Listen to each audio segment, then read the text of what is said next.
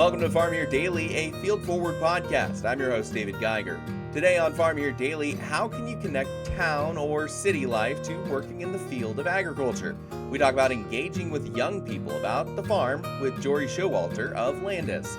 Then the markets may be over that Friday USDA report, a conversation on trends with re-strength of the ground level dispatch.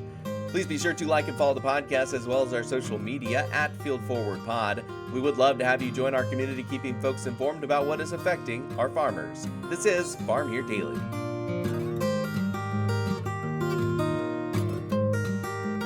And joining me on Farm Here Daily, we're going to take a look at what it takes to get young folks more involved with agriculture and agribusiness. To do so, we have Jori Showalter, the Director of Learning and Development with Landus. Jori, thank you so much for your time today on Farm Here Daily. And tell us a little bit about yourself. What are your positions, needs, and requirements to help get folks involved? So again, I'm Jori Showalter. Thanks for having me. Excited to be here. I live in northern Iowa. My husband farms. I always open when I meet people with saying I'm a farmer's daughter, I'm a farmer's wife. Every day I'm at Landus, I feel like I learned something new about agriculture. The learning definitely doesn't stop, and it's really progressed through the years, I think. So we have 4 kids. 3 of our children are at Iowa State, so I feel like I am in the trenches with kind of the recruiting process. My kids are all 3 ag majors at Iowa State. I, get a lot of feedback from them and do learning with their professors as well. And then I have a sophomore in high school yet at home. What does community engagement mean to you specifically when you use that word? I feel like it can mean a lot of different things. I do feel like, you've heard a lot of people say agriculture is about relationships. And when you think about our grain and agronomy locations, they're in the small communities that our employees live in. And so we always talk to employees about the way that they can be engaged. One of the things that I think is truly important is asking the employees to talk to the people in the community about what's important to them. Most of us live in those communities and we know, where the needs are. For some of our locations in operations, we really struggle to get people involved at a location level. I have found that they're talking to students in high school. They might say, I could never work for Landus because I didn't grow up on a farm.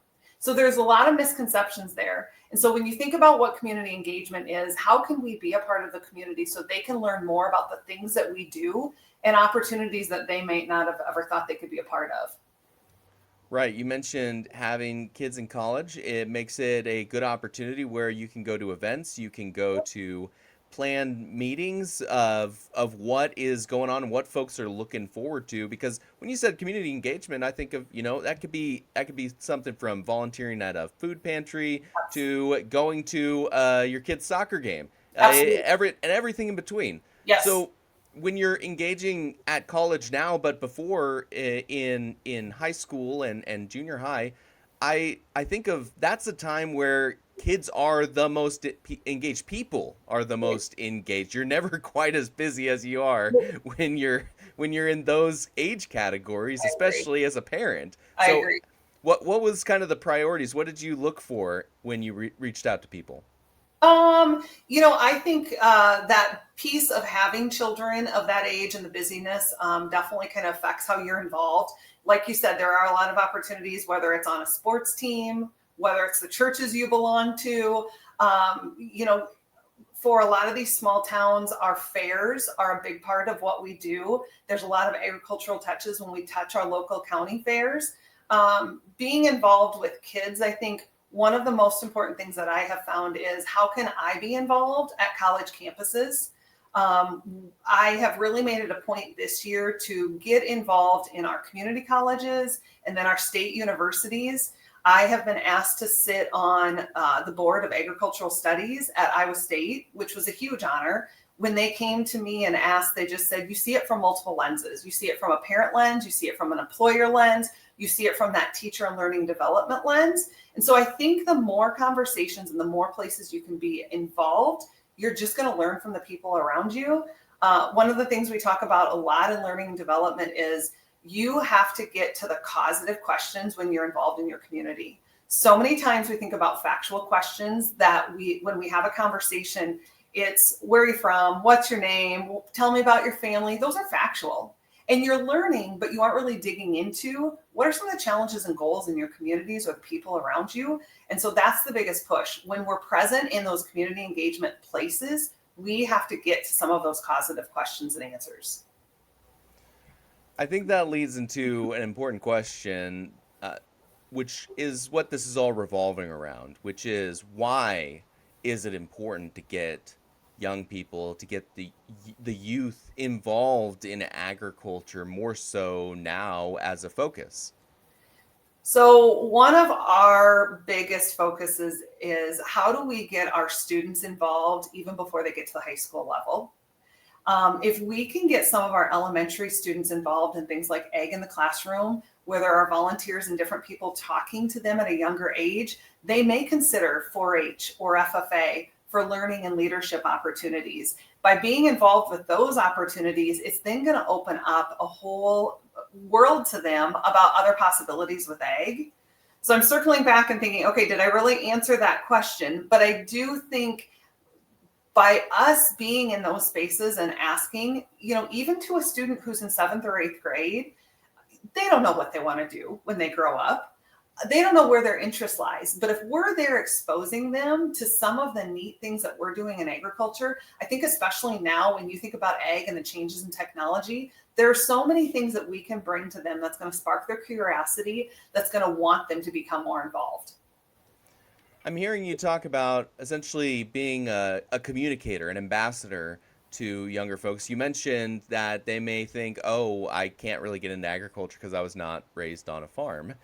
But agriculture is so much more than just what's on the farm. Right. Agribusiness, co-ops, all of these processes can involve everything from being logistics Yep. to being communicators to inventing new technology. And so there's such a huge variety within this world. How do you communicate that? How do you describe that to people who haven't thought about it that way? Well, I think a unique opportunity for us is Landus does offer a lot of different opportunities for shadow experiences. And even during our internship, we really strive to allow our students to look at different departments. They may come in and think, okay, I do want to be a part of the Landus team, but I think of only Landus in that operational sense, that I have to be involved at that grain and agronomy location. So how do we open up their eyes to what the accounting team does, what our marketing and communications team does? And a unique thing is we offer those experiences where they can go spend time with those mentors and people who are doing those jobs that will expose them. A lot of times students don't even know that this could be a full-time opportunity for them, and this is agriculture, and they just see that small lens focus on, if I'm a farmer and I'm a grower and I'm bringing my grain to that location level, that's the only thing I can do to be an ag. I think it's our responsibility to open them up to hear from some of our different professionals, the grain origination team, some of our salesmen who are out working with growers, and let them see that there's a lot of other opportunities than what they might just visualize. That leads right into the next question, which is you do help engage in talent recruitment, getting Correct. folks. And I know IOSU, we've talked about it a lot. It's the easy example here. I know they have a big career day for agriculture Yes. folks. Is that, I assume that's one way, but what are you looking for when you have students come up to you or you engage with students that are maybe the friends of your kids? Right. I think number one, curiosity, the way that those students communicate, their desire to learn, and just the work ethic. You can tell in a small conversation, the students who are looking for a challenge, who are inquisitive, who are there that they want to partner for their own learning experience, as well as giving Landus a return. The conversations are the best part to me. You get to know that student on an individual level. What I have found, I think extremely fun and influential is students that maybe did start maybe an internship opportunity and they joined in one department and they said, I want to be a part of the grain department. Agronomy is not my thing. And they spent some time in that different area and they walked away saying, I'm changing my journey. because I just realized that these were things that I had more interest in that I never thought would be a part of my life. That's really interesting to me because something about agriculture that I think most folks don't actually think about, as we discussed before, is how diverse and how broad of a Yeah. field it can be. And you can really take parts of what make agriculture so amazing for humanity and the enabler of civilization and push that towards having it actually be something that has meaning for what you do. You know, when you're at the end of the day, you're providing food to people. Like Correct. that's a pretty good feeling. Correct. And how do we tell that story that, they can be in Ralston, Iowa and see that farmer bring the soybeans that they grew on their farm, truck that into a location, and be able to see that we're taking those soybeans and we're crushing that into an oil that we're going to use and extract for renewable diesel or aviation fuel, and that we're going to take the byproduct in that crushed meal to create a dairy product that we ship to different countries. And for students to be able to see that this was a bean grown in the middle of this countryside and it now touches different continents is a pretty unique experience. Let's talk about investments into the youth and all of the opportunities that they create, all the blessings they give. I think of really great organizations that we have and that exist, including like the FFA and Right. 4-H. Are you guys involved with them? Are you doing something beyond them? So I would say we do a really nice job of engaging on our community engagement side, with providing different opportunities and really trying to get our local employees involved with some of those groups. Just today, somebody on my training team is a part of having a school conversation in Atlantic, Iowa, walking alongside location employees that can go in and talk about agriculture, things that are happening today, opportunities that we have at our cooperative level. They're putting a spark and an opportunity in a student's eye that they're able to then say, you know what, this might be something for me, or I want to check this out or learn more. And then look at us for maybe, a seasonal or part-time position or an internship in the future. I think of, something that is the power behind why farmers get together into a co-op is because Yeah. it allows them to have better access to things, Yep. lots of different Yep. diverse things. And I think of this, is this something where you are also talking to your members and talking to farmers and getting their kids involved with some of these parts of engagement? Absolutely. I mean, that's our hope, is that as we continue to engage more, to get into more schools, to talk about FFA, the post-secondary agricultural clubs, how can we just be there to start the conversation? Because 9 times out of 10, when we're attending those local level, those growers are our farmer owners. And those growers have kids who attend those groups. And so, it really becomes full circle that we can help educate them and give them a little bit more curiosity and spark to what their future might look like in ag. That hopefully we're providing that next generation of our bench in agriculture. Setting things up for success there. If someone were listening in or talking to you about the opportunities, where would you recommend they go to find more information or resources about everything you all are involved in? Absolutely. Our website is a great place to start, and that's easy to find at landus.ag. There's a lot of different sections in that website. You're going to find a community engagement piece that will give a link back that will get us in touch. But I would also say, talk to your local cooperative. If you're a grower or a community member in an area that has a grain and agronomy location, stop in and mention to them, we would love to have you come talk to our FFA group. I think that's the thing that we want to be involved with and are really making our presence back at the community level. We know that's where we want to put our engagement, because we do truly think if we're giving back to those local communities, the schools and those groups, those are the people that we want to fill our bench. So we're hoping that in the end, we're not only sparking their curiosity, but Landus gets a return because they may be our next most valuable employee. Jori Showalter is the Director of Learning and Development with Landus, joining us on Farm Here Daily. Jori, thank you so much for your time today. Absolutely. Have a great day. This is Farm Here Daily. We will have another conversation on the way, but first we're going to take a look at the marketplace. And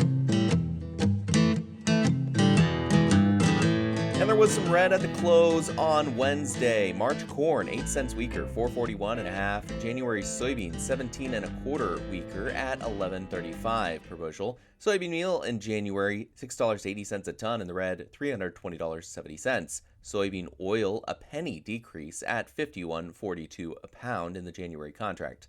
March wheat 9.5 cents lower, 5.49 and a half. Hard red winter wheat 11 and a quarter weaker in March at 5.31 and 3/4. In the livestock market close for Wednesday, it was a bit more mixed, although red and cattle February lives $3.60 a hundredweight lower, $217.25 a hundredweight. January feeder cattle $4.60 a hundredweight down, $321.45. Lean hogs in February $1 higher a hundredweight, $79.02 a hundredweight. That is the Wednesday market close. This is Farm Here Daily.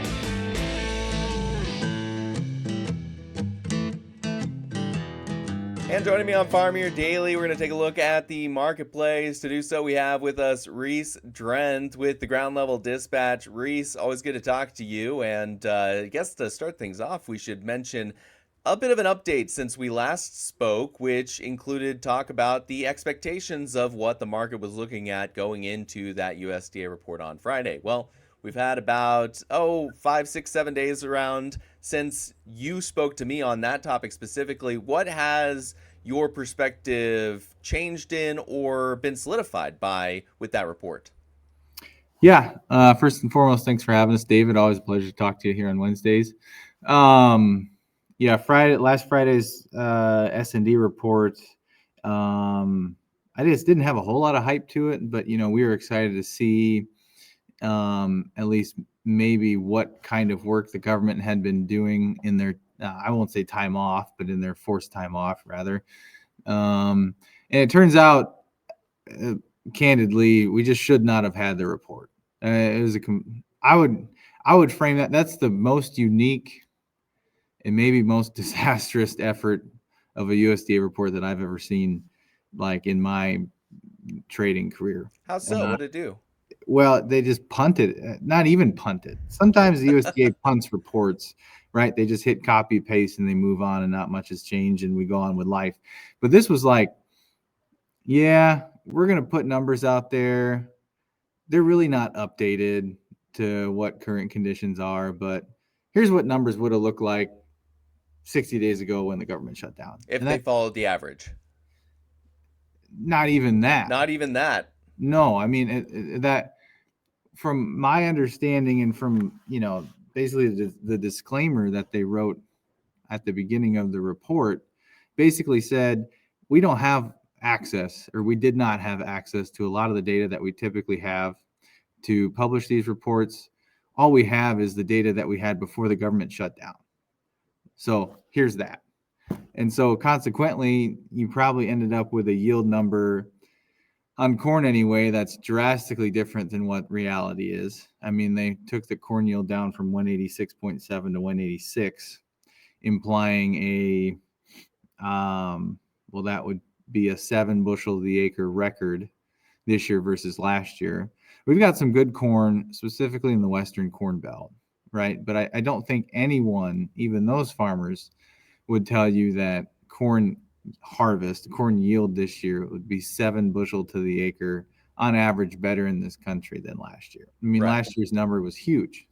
Getting a national average above 180 bushel to the acre is hard to do. And when you've had the I states, specifically in the Eastern Corn Belt, too, struggle to achieve last year's records, I guess we're just not buying it. That core number has to come down here over the next couple months in terms of corrections. And I guess we look forward to evaluating USDA's data moving forward. On the soybean side of things, you could make the same argument. They took soybean yields lower, which based on when the government shut down, we were further along with bean harvest than where we were with corn harvest. And then we left pretty much everything else unchanged, meaning that the soybean export number, which included at the time, way back at the end of September, decent prospects for China still. They hadn't entered the market, but we were still somewhat hopeful.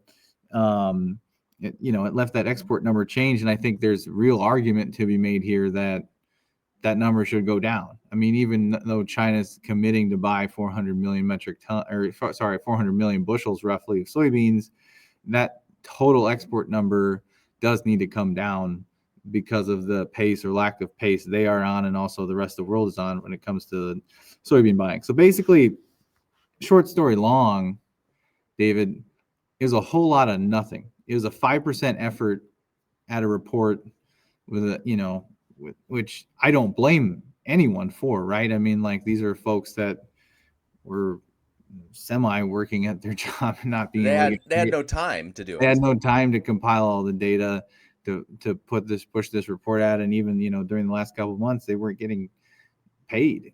I wouldn't want to do my job if I was getting paid. So we don't put much stock into the report last Friday, and we look forward to December and really January's report as well for final yield data when it comes to crop year 25-26.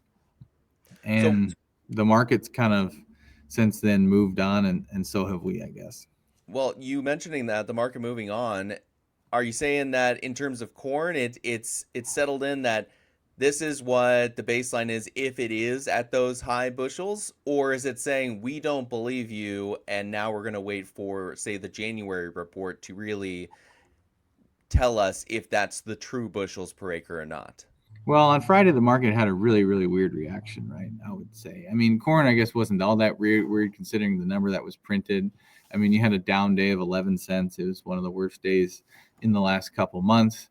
In the soybean complex, even though they posted a lower ending stocks number because all they did was revise yield a half bushel lower, you had a day where the market was down 22 cents nearby. So it was pretty ugly. But since then, I mean, soybeans have worked on recovering most of those losses, making new calendar year highs yesterday.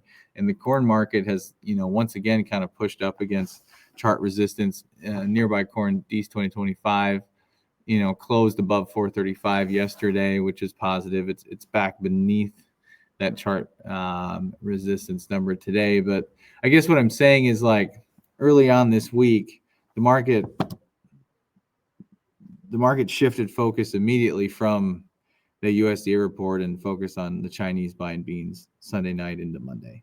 And they bought a little beans yesterday. And it's quieter today, so the market's down. I mean, I don't think anyone is giving much weight to the WASDE report last Friday, and I don't think the markets are either. I mean, the markets are a forward-looking discounting mechanism. Their job is to try to predict what's going to happen in the next 3 to 5 to 12 months, not necessarily focus on the WASDE last week that has way more questions than answers. So we have some things then that we're expecting that would influence both corn and soybeans, and that would be for corn specifically waiting on some of the ethanol announcements that we might be getting here from the EPA, or we're supposed to get at the start of the month. And then for soybeans, naturally continuing to monitor if China is actually going to buy as much soybeans as they said they would.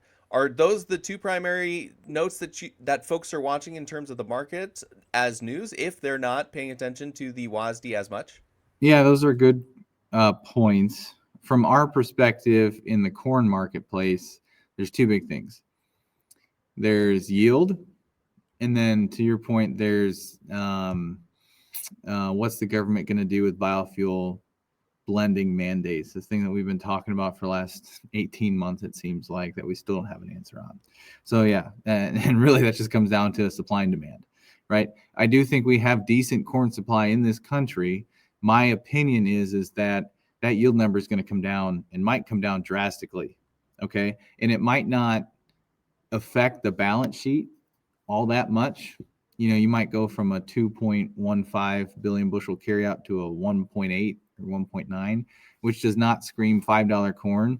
But I think the move from 186 down to wherever we're going is, what's going to have to be, I don't know, rationalized by the corn market. So yeah, big movers there. We know the export, we know usage in this country, both export and domestic is very, very big.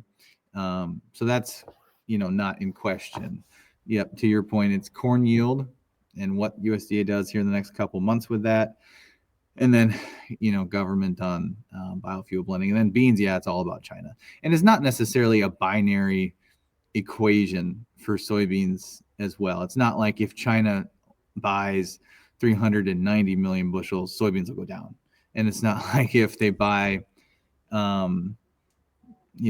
than 390 million bushels, soybeans will go up, right? It's not necessarily, it's not a coin flip. Like there's going to be, we're coming up here on South America's game time for their soybean growing season here in December and January. And what's their weather scenario look like? They're coming off of 2 record yields or record years back to back, where not only have they obviously increased acres, but also Mother Nature has dealt them very good hands the last 2 years from a production standpoint. Is that going to happen again?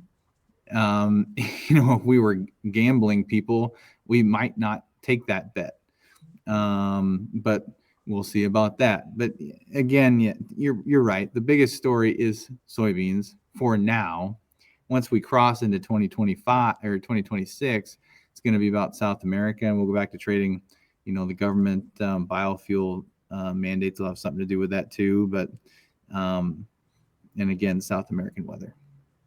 Well, Reese, I think we'll be able to follow along. If folks are heading over to the Ground Level Dispatch, they can sign up for a twice a day update from you guys. I'm sure you'll have a note or two in there when those changes, or if there's changes that occur.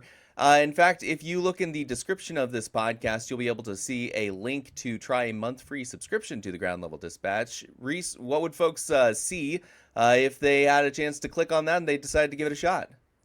Yeah, you bet. So we send out commentary twice a day, every day, once early in the morning and once toward the later afternoon. Just try to hit the main points, try to keep it short, simple, and sweet. And, there are some times where it's slow and we might not say a whole lot of anything, and that's okay because there's not all the time. There's not something going on in the marketplace all the time. And then on the weekends, we'd like to write 2 or 3 editorials a month, more longer format, talk about crop input pricing and market trends.